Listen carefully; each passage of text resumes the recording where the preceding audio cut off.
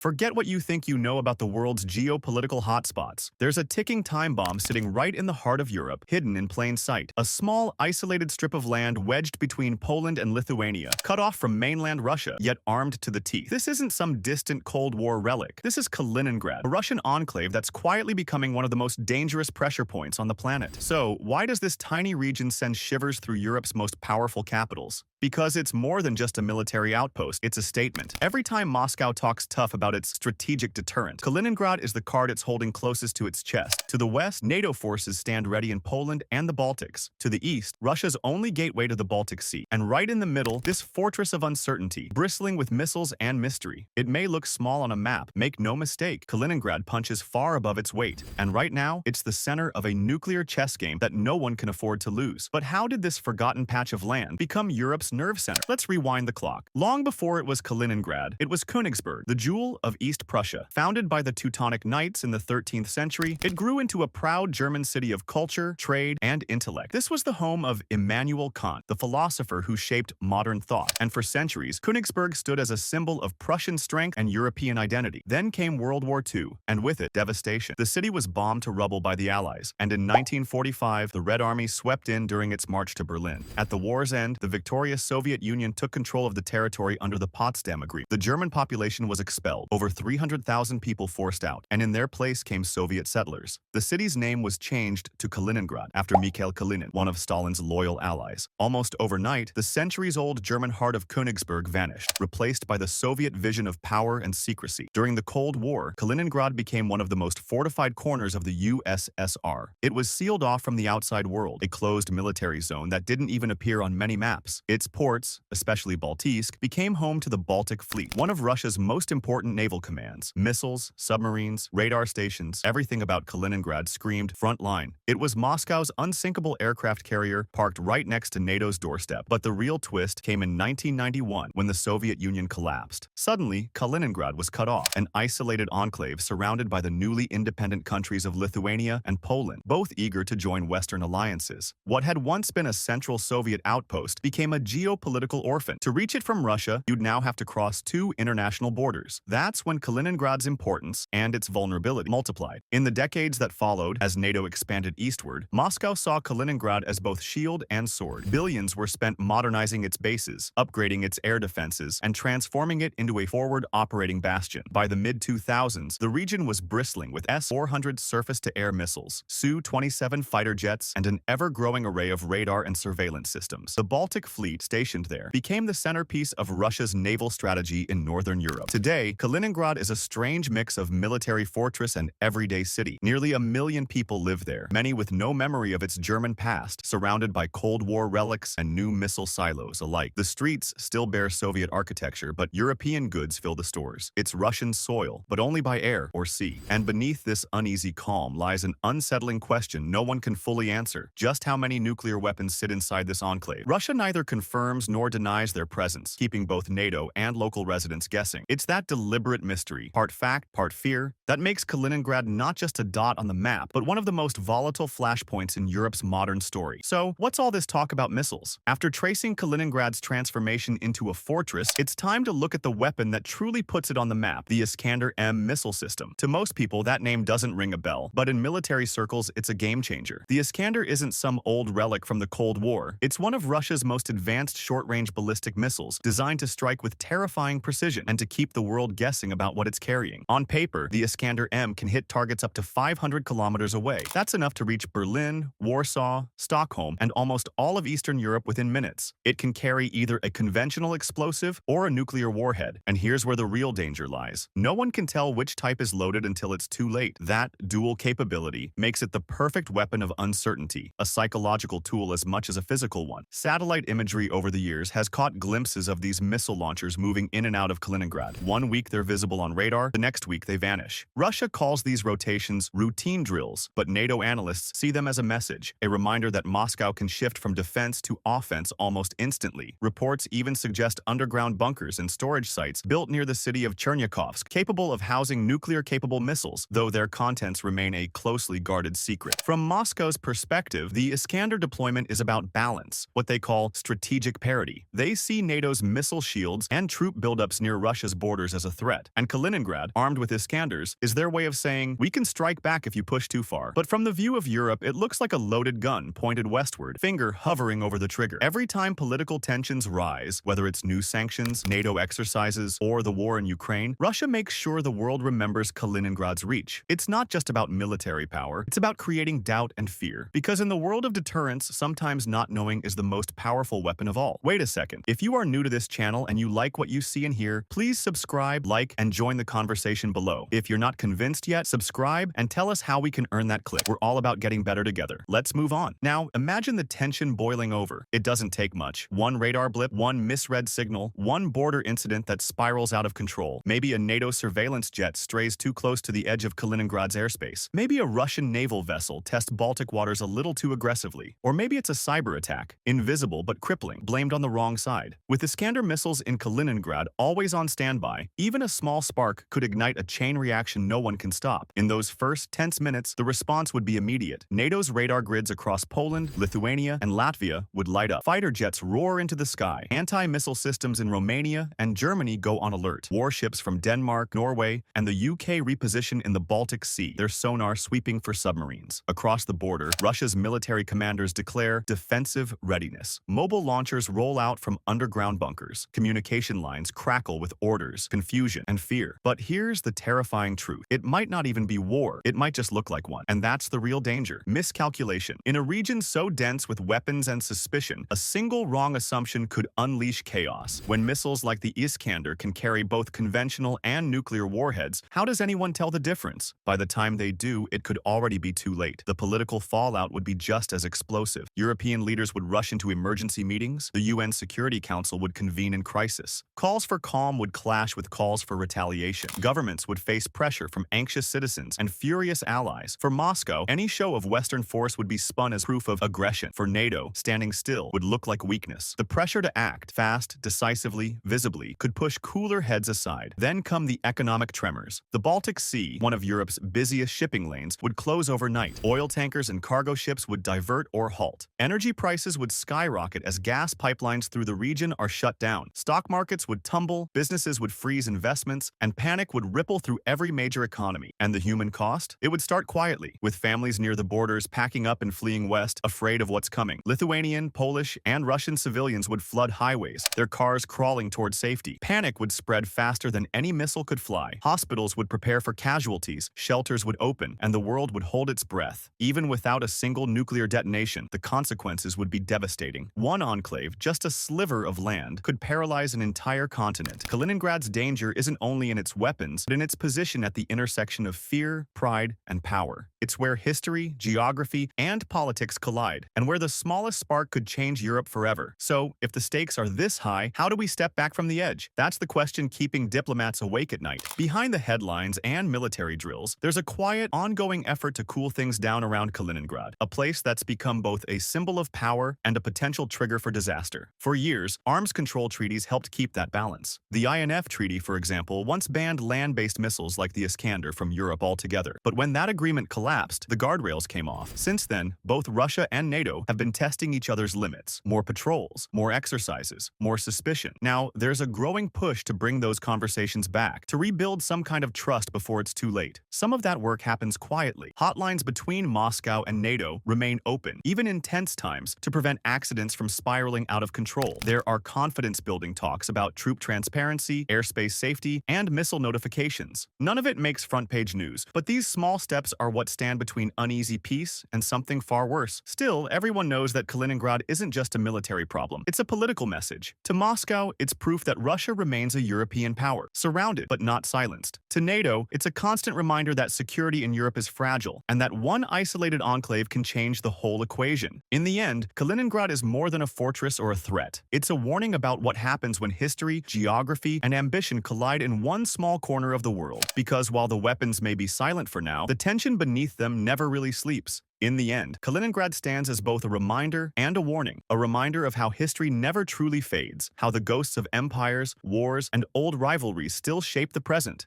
and a warning that power, once placed behind concrete and steel, rarely stays quiet for long. This small enclave, barely visible on a map, now sits at the crossroads of fear and strategy, pride and paranoia. It's a fortress built on the ruins of Königsberg, surrounded by nations that fear its reach, commanded by a capital hundreds of miles away that sees it as a lifeline to the West. Every missile moved, every radar activated, every military drill, each sends ripples far beyond the Baltic Sea. Kaliningrad isn't just about weapons or borders, it's about control. Control of territory, of narrative, of the psychological battlefield where perception is power. And that's what makes it so dangerous. It's not just a place, but a signal. A signal that the balance of peace in Europe still hangs by a thread. As the world watches and waits, one truth becomes clear. Kaliningrad may be small, but its shadow stretches across the entire continent. And in that shadow, the question lingers. How close are we willing to stand to the edge before someone finally steps back? Thanks for making it this far. It means you like what we do here at Eurobulletin. We will appreciate if you took 5 seconds to like, subscribe, and leave a comment on your views regarding the topic. See you tomorrow for another video.